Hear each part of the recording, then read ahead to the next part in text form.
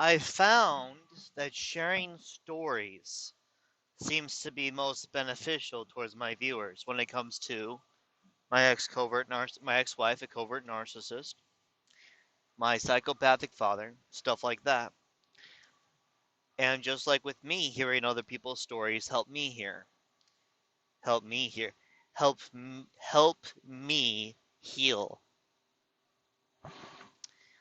So I want to mention one of the things I realized was a red flag that I remember today. And when we moved away from California to my ex-wife's house in Indiana, after there's a big problem there, right? But what happened was I was in the garage and I noticed there was a hole, like a pipe probably went up into the ceiling,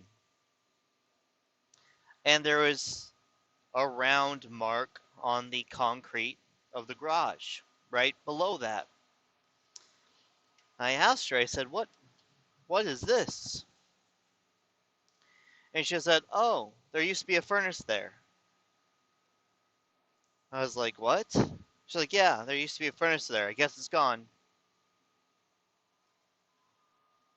A house she lived in for over a decade. Oh, I guess it's gone. What? So what do you mean you guess it's gone? She's like, oh, it was probably my ex-boyfriend. He lived with her for years.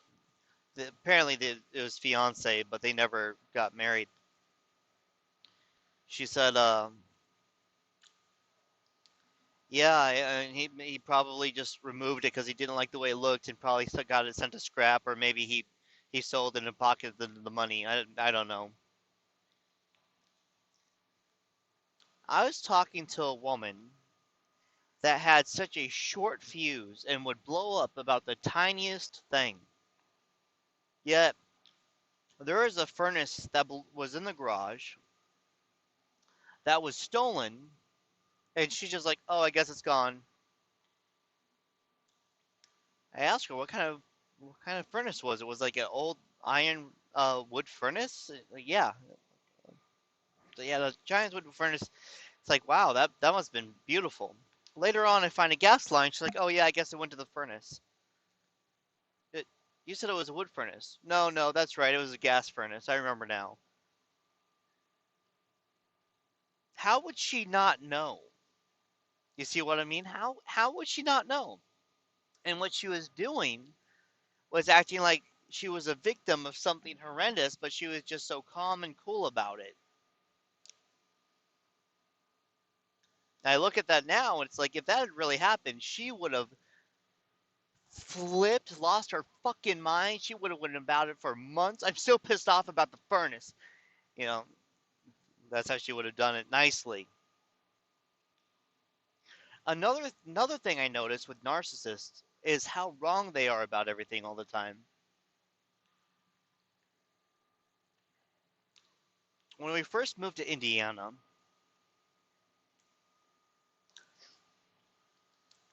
I would be driving. She'd always give me wrong directions. Always. And by that point, she'd lived there for something like 16 or 17 years. She did not know the area 1 mile away from her home within a radius. Did not know it. Always gave me wrong directions all the time. We were on our way to see a friend, and she's yelling at me that it's not left, it's right, it's not. I'm like, Levon, I know where it is. And she starts screaming, "You always do this to me!" And I'm just looking at her, and I'm just like, oh my god, what the hell is this? Now, later on, I blamed it all on what she said as far as her family trust stole her whole trust account, all her money was gone, all of her belongings were destroyed, and so it was probably that. But that still doesn't make sense why she would respond to the person who supported her during that time in that way. It doesn't make sense. And I understand that now. So I'm just driving and my anxiety is going up, my hands are sweating, and I make a left turn and there's this house right there. And then she goes, "Oh, I didn't know, did it?" Now it's my fault that she blew up at me because she did not know and because she did not pay attention and turned me into a victim of her lashing out meant it was my fault that she did that. So now it's also my fault that she did that. I'm the reason she made that choice, and that is just because I exist. But I look at things like that now, and it's just like, oh man, all the red flags were there. I wish that as soon as I got here and I saw her behavior, that I knew it's like this is her. She's comfortable being herself now because she's home. This is who she really is. I wish that I packed up my stuff and left the next day. Like, keep my stuff. Bye, bitch. And would rebooted homeless in California again.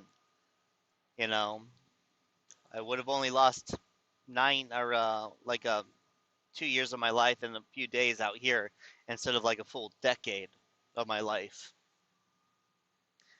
But yeah, just another fun story to share with you guys. Think about it too. Think about it. It'd be great if you made videos and tagged me in it so I could see your story, or maybe just leave it in the comments. I would love to know of other stories of now you looking back, realizing, oh my God, that was a red flag. Um, Also, I recommend you guys to read my comments. You will actually see people who are narcissistic leaving comments about how they're a victim, and you'll spot those out easy. If you're an empath that's a victim of narcissism, there's about two comments. The other one attacking me, like saying that I'm really the narcissist because I would never blame someone if I was really an empath. Obviously, those are narcissists. But there are people out there who will leave a comment and they'll give one experience about someone's normal behavior, and you're like, that's a normal behavior. And for you to be that offended and then calling them a narcissist, that's revealing about you. But it's always fun, you know? I mean, I'm having a lot of fun with this channel, with the comments and everything. Um, but yeah, it's fun to explore this together. That's all. Bye.